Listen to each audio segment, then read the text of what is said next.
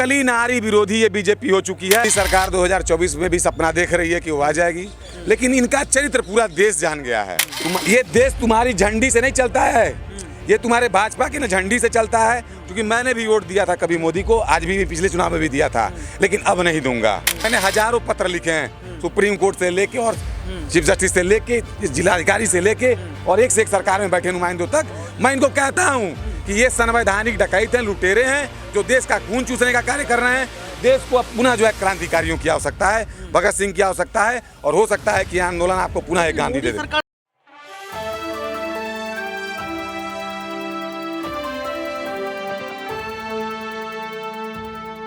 विनेश फोगाट, साक्षी मलिक, बजरंग पूनिया, तमाम खिलाड़ियों को आखिर न्याय कब मिलेगा? लगातार 1 महीने से ऊपर हो चुका है, इसके बावजूद भी केंद्र की सरकार ने अभी तक कोई चुप्पी नहीं तोड़ी है। ये चुप्पी क्या मायने बताती है? क्या ये शोषण का पोषण है? क्या सच में ये मान लिया जाए कि देश के प्रधानमंत्री को कुछ फर्क ही नहीं पड़ता है? क्योंकि लगातार आप देख रहे होंगे कि पिछले दिनों देश के प्रधानमंत्री की जमकर वीडियो वायरल हो रही है। ये कहा जा रहा है कि अंतर्राष्ट्रीय स्तर पर जो है यहाँ पर देश के प्रधानमंत्री ने छवि को बढ़ाया, अपनी छवि के साथ साथ देश की छवि को बढ़ाया है। लेकिन देश के गौरव को अगर हकीकत में देखें तो इन महिला पहलवानों ने बढ़ाया है। लेकिन इसके साथ साथ सुप्रीम कोर्ट जाने के बाद यहाँ पर एफआईआर दर्ज होती है। एफआईआर दर्ज होने के बाद ब्रजभूषण शरण सिंह को गिरफ्तार नहीं किया जाता है। यानी कि पूरा मसला देखें, इस मसला का निष्कर्ष क्या है, इस पर केंद्र की सरकार ने अभी तक अपनी चुप्पी नहीं तोड़ी है। नमस्कार, आपके साथ मैं हूँ ऋतिक सविता। स्वागत है आपका SPN 9 न्यूज में। दर्शकों, आपको बता दें कि जंतर मंतर पर मौजूद हूँ। हर बार की तरह इस बार फिर आपसे जो है बातचीत का सिलसिला शुरू करेंगे और बताएंगे कि आखिर जमीनी हकीकत क्या है। सर, आपका बहुत बहुत स्वागत है। एक बार आप परिचय देंगे? मेरा नाम बागी पांडे है, I am a social activist, और यहाँ पे मैं लड़कियों के इस आंदोलन को सपोर्ट करने के लिए गोरखपुर से चल के आया हूँ। कुशीनगर जनपद मेरा मूल निवास है। पांडे जी, लगातार हम लोग अगर बात करें यहाँ पर, तो ब्रजभूषण शरण सिंह जो है यहाँ पर शक्ति प्रदर्शन करने वाले हैं। ये कहा जा रहा है कि ये शक्ति प्रदर्शन है, कहीं ना कहीं ब्रजभूषण शरण सिंह का आंदोलन है। दूसरा सवाल यहाँ पर ये उठता है कि केंद्र की सरकार लगातार चुनाव प्रचार में लगी है। आपको नहीं लगता है कि ये मुद्दे को भटकाने का प्रयास किया जा रहा है? देखिए, पूरी तरह से ये मुद्दे को जो है भटका रहे हैं। पहली चीज़ तो ये है कि जिस सदन की आप बात कर रहे हैं, जिन नेताओं की बात कर रहे हैं, जो बगल में यहाँ पे 3 किलोमीटर पे आप भी जानते हैं, 2 किलोमीटर पे जो है प्रधानमंत्री का आवास है, यहाँ पे पूरी सरकार है, यहीं बगल में सदन है। अभी 1-2 दिन के भीतर ही 28 तारीख को जो है सदन का एक नया जो संसद भवन बना है, उसका उद्घाटन प्रधानमंत्री करने वाले हैं।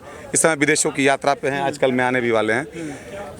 कहने का मतलब ये है कि आज पूरी दुनिया में आप सबसे सशक्त लीडर कहे जाते हो। आप दुनिया के एक मशहूर लीडर, फोर्ब्स से लेके तमाम सूचियों में आप दुनिया, मतलब आपकी मीडिया और आपका सरकार एडवर्ट करती है कि आज भारत बदल रहा है, मेरा देश बदल रहा है। आप नारा देते हो बेटी बचाओ बेटी पढ़ाओ, आप तमाम चीज़ें मतलब दिखाते हो कि विकसित भारत के रूप में आप वंदे भारत तमाम।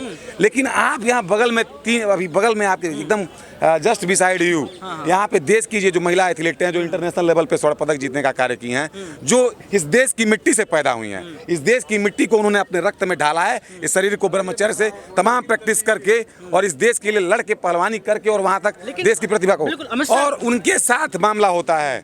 7 साल बाद आपकी पुलिस एक तो FIR नहीं दर्ज करती है। FIR supreme court chief justice के लताड़ के बाद दर्ज होती है। उसके बाद भी पास्को जैसी गंभीर अपराध में आप क्योंकि आपके एक बड़े आका हैं जिनको चाणक्य कहा जाता है। अमित शाह की आप बात कर रहे हैं। अमित शाह लगातार ये कहते हैं कि उत्तर प्रदेश में कोई भी लड़की जो है रात को 12 बजे स्कूटी से निकल जाए सुरक्षित है। वो तो इस तरीके की बात करते हैं। तो एकदम स्पष्ट ये दिखता है कि आप जो बोलते हो और आप जो करते हो, दोनों 2 चीज़ें हैं। आप जो दिखाते हो और जो आप जीते हो, दो चरित्र है आपका, एक जो दिखाने के लिए, एक जो जीने के लिए। कहने का आशय ये है कि एक हिरण्यकश्यप जो प्रहलाद जैसे भक्तों को परेशान कर रहा है, अभी ब्रजभूषण शरण सिंह ने विनेश फोगाट को कहा कि ये मंथरा है, और जब सत्य आ जाएगा तो मैं जो है इनको धन्यवाद दूंगा। तो मेरा ये कहना है आपके माध्यम से, ये जो हिरण्यकश्यपु बैठा है ब्रजभूषण शरण सिंह के रूप में, जिसको पूरी गवर्नमेंट बचा रही है, और ये जो बगल सबसे दुनिया के महान प्रधानमंत्री हमारे हैं नरेंद्र मोदी जी, जिनके कान में रुई डली हुई है, इनकी आंखें अंधी हो गई हैं, जिनको ये लड़कियां नहीं दिखाई दे रही है, अनशन नहीं दिखाई दे रहा है। ब्रजभूषण शरण सिंह को सरकार से डर क्या है? सरकार को ब्रजभूषण शरण सिंह से डर क्या है? ये डर वाला मामला क्या है? देखिए, डर वाला मामला ये है कि लोकसभा चुनाव आप भी जानते हैं कि 1 साल कुल बच गया है। मोदी सरकार 2024 में भी सपना देख रही है कि वो आ जाएगी, लेकिन इनका चरित्र पूरा देश जान गया है। इस 10-30 दिन में से होने वाले प्रदर्शन में इनका देश की पूरी बेटियां, एक महिलाएं, ये अब आंदोलन एक इन 3 बेटियों का नहीं रह गया, इन 4-5 पहलवानों का नहीं रह गया है। अब ये आंदोलन आपका है, ये आंदोलन मेरा है। लेकिन आप ये देखिए, आंदोलन चल रहा है लगातार, देखिए 1 महीने यहाँ पर गुजर चुका है, लेकिन सरकार का ध्यान नहीं है। सरकार का ध्यान नोटबंदी पर है, नोट बंद कर दी। देखिए, जब भी चुनाव आता है, अब देखिए 2014 में भी इन्होंने नोटबंदी लगाया, इन्होंने अपनी सारी ब्लैक मनी को वाइट करने के लिए नोटबंदी लगाया। भाजपा के सारे नेताओं की कैपिटल दुगुनी बढ़ गई नोटबंदी के बाद से, और जनता इसमें, आम जनता त्रस्त हुई। प्रणब मुखर्जी जैसे जो थिंक टैंकर थे, जो जिनको मोदी जी भी प्रणाम करते थे, उन्होंने भी कहा कि आपने नोटबंदी का फैसला गलत नहीं किया, लेकिन एक बैग देश पे आप कुछ भी आरोपित कर दो, ये सबसे बड़ा चीज़ है। यानी आप जब चाहोगे इस देश को आप अपने जेब का, अपने थैले का सब्जी समझते हो, जब चाहोगे जो चाहोगे लगा दोगे। दूसरी चीज़, ये देश तुम्हारी झंडी से नहीं चलता है, ये तुम्हारे भाजपा के ना झंडी से चलता है। क्योंकि मैंने भी वोट दिया था कभी मोदी को, आज भी पिछले चुनाव में भी दिया था, लेकिन अब नहीं दूंगा, अब मैं नोटा दबाऊंगा। क्यों? क्योंकि ये सदन में बैठे हुए जितने चोर, डकैत, बेईमान, क्रिमिनल्स, मैं इनको कॉन्स्टिट्यूशनल रॉबर्स कहता हूं। मैंने हजारों पत्र लिखे हैं, सुप्रीम कोर्ट से लेके और चीफ जस्टिस से लेके, जिलाधिकारी से लेके और एक से एक सरकार में बैठे नुमाइंदों तक, मैं इनको कहता हूं कि ये संवैधानिक डकैत हैं, लुटेरे हैं, जो देश का खून चूसने का कार्य कर रहे हैं। देश को पुनः जो है क्रांतिकारियों की आवश्यकता है, भगत सिंह की आवश्यकता है, और हो सकता है कि आंदोलन आपको पुनः एक गांधी दे दे। सरकार संस्कार और संस्कृति की बात करते, कहते हैं यत्र नार्यस्तु पूज्यन्ते, जहाँ जो है देवियां निवास करती हैं वहाँ देवता निवास, मतलब संस्कार और संस्कृति, बेटी बचाओ बेटी पढ़ाओ का नारा देते हैं, सुरक्षित की बात करते हैं। आपको नहीं लगता कि बेटियां सुरक्षित हैं? देखो यार, जिनका खुद का चरित्र अपना, देखो मैं एक लाइन की आपसे बात कहना चाहूँगा, जैसे चरित्र जो कैरेक्टर बोलते हैं एक दिन में नहीं बनता है, वो एक लॉन्ग टर्म कैरेक्टर बिल्डिंग की प्रक्रिया होती है। किस सक्रामेंट्स में आप पले बढ़े, एक ऐसा थिंकिंग प्रोसेस है आपका, विचारों की प्रक्रिया क्या है। तो मुझे लगता है कि जो नेता अपने माँ बाप की इज्जत नहीं करते हैं, मुझे इसमें 80% मैंने बताया क्रिमिनल्स हैं, कॉन्स्टिट्यूशनल ड्राइवर्स हैं, डकैट्स हैं, जिनका भ्रष्टाचार में कहीं ना कहीं से लिप्त हैं, जो अपने माँ बाप का, उनसे बाप दादाओं का, उनके नाम 4 पुश्त पहले का पूछ दो तो नहीं बता पाएंगे। और वो राम जैसे जो देश के मतलब सबसे मॉडेस्ट व्यक्ति थे, जिसपे पूरा सभ्यता आज तक खड़ा है, राम आज भी प्रासंगिक हैं। वो हनुमान जैसे भक्त पे, जो भक्त राज कह जाते हैं, जो डिवोशन का पीक है, उसके ऊपर राजनीति करके और सत्ता में बन जाते हैं। एक आरोप लगा रही है, बीजेपी कह रही है कि जो आंदोलन है वो राजनीति का अखाड़ा बन चुका है। टोटली नारी विरोधी ये बीजेपी हो चुकी है। यही बगल में आपकी मिनिस्टर है जो अपने को जो है दावा करती है महिलाओं को, महिला सशक्तिकरण, स्मृति ईरानी।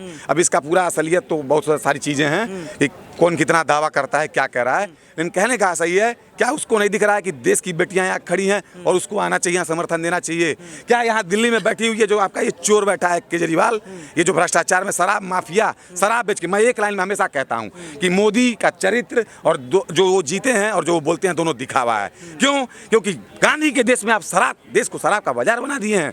वो शराब, वो पोर्नोग्राफी, आप नहीं जानते हैं कि पोर्नोग्राफी और शराब बलात्कार जैसी घटनाओं में कैटलिस्ट का कार्य करते हैं, वो तो प्रेरक का कार्य करते हैं। और आप इतने ही दूध के दूल्हे हैं, इतने ही आप अगर वाकई में आपका चरित्र आपके पास है, शराब बंद कर क्यों नहीं कर देते आप देश को? क्यों नहीं एक ऐसा कानून लगा देते कि अब आज से शराब सड़कों पे नहीं पी जाएगी? क्यों नहीं आप पोर्नोग्राफी बंद कर देते हो? क्योंकि उस पोर्नोग्राफी से तुम्हें 30 लाख करोड़ रुपए का सालाना पैकेज तुमको प्राप्त हो रहा है, और तुम जनता पे टैक्स लगाते जा रहे हो। एक काला कानून, टोल टैक्स तुमने लगाया। तुम्हारे वीवीआईपी चोर विधायक, ये सांसद, ये सदन में बैठे 542 डकैत जो हैं, ये वीवीआईपी हैं, इनका टोल नहीं लगेगा, इनके ऊपर वो कानून नहीं लागू होता है जो 47 किस्म के हैं। और हम आम नागरिक हैं तो हमसे तुम टोल लोगे, डाका। इस कानून को हम लोग तोड़ेंगे। और 28 को तो अभी महिलाएं गिरने जा रही हैं। हमने राष्ट्रपति को ज्ञापन सौंप दिया है, अकेले गांधी की लाठी लेके, और सदन पे बैठेंगे, उसी सदन पे, और इस सदन को गिराने का कार्य किया जाएगा। अभी आपने जिक्र किया था कि मैंने 2 बार से बीजेपी को वोट दिया, अब नहीं देंगे बीजेपी को वोट, लेकिन जनता आज भी पसंद कर रही है, जनता बार बार चुन रही है, इसका कारण क्या है? मैं फिर कह रहा हूँ कि ये जनता, जैसे ये एक लाइन ये अभी आपने सुना, अरे यार मेरी मित्र, तुम तो मीडिया वर्कर्स हो, मैं भी मीडिया में रहा हूँ। एक लाइन की बात है, यही 2014 के चुनाव के पहले रामदेव काला धन और पूरी बीजेपी काले धन की बात करती थी। जब काले धन का इशू आया, 5 साल बीत गई, फिर उसी मीडिया ने पूछा कि अरे आपके 15 लाख क्या हुए? एक लाइन में आपका देश का गृह मंत्री कहता है कि वो पॉलिटिकल स्टंट था। तो ये कल के डेट में 100 लड़कियों का बलात्कार करके भी कह देंगे, 100 लोगों, 100 फौजियों की हत्या करा के, 40 बेटियों की हत्या करा के कह देंगे कि वो पॉलिटिकल स्टंट था। ऐसे निकम्मों को आप चुन के मत भेजो। मेरी जनता से ये अपील है, आप नोटा दबा दो। एक सुप्रीम कोर्ट जैसी संस्थाएं मजबूत हो। आप आवाज उठा रहे हैं, आपकी तरह तमाम लोग आवाज उठा रहे हैं, तमाम राज्यों से लोग यहाँ पर पहुँच रहे हैं, राजनीति के लोग भी यहाँ पर पहुँच रहे हैं। महिला खिलाड़ियों को लगातार समर्थन मिल रहा है, लेकिन इसके बावजूद भी आवाज को दबाने का प्रयास किया जा रहा है। आपकी आवाज पहुँच रही रही है, सब सुन रहे हैं, लेकिन उस आवाज़ का कुछ निष्कर्ष अभी तक नहीं निकल रहा है। देश के प्रधानमंत्री अंतर्राष्ट्रीय स्तर पर है, तो आपको नहीं लगता है कि यहाँ पर सिर्फ और सिर्फ मजाक की राजनीति खेल रही है बीजेपी? देखिए, बिल्कुल मजाक की राजनीति खेल रही है और वो अपने आप को सिद्ध कर रही है कि सत्ता की लोलुपता में वो कितना गिर चुकी है, कितनी अंधी हो चुकी है, ये स्पष्ट दिखा रहा है। इनका मुंह रहना ये बताता है कि ये सत्ता के भेड़िए, भूखे भेड़िए, अब ये इनको सत्ता में रहने का बिल्कुल अधिकार नहीं है और देश की जनता इनका चरित्र जान चुकी है।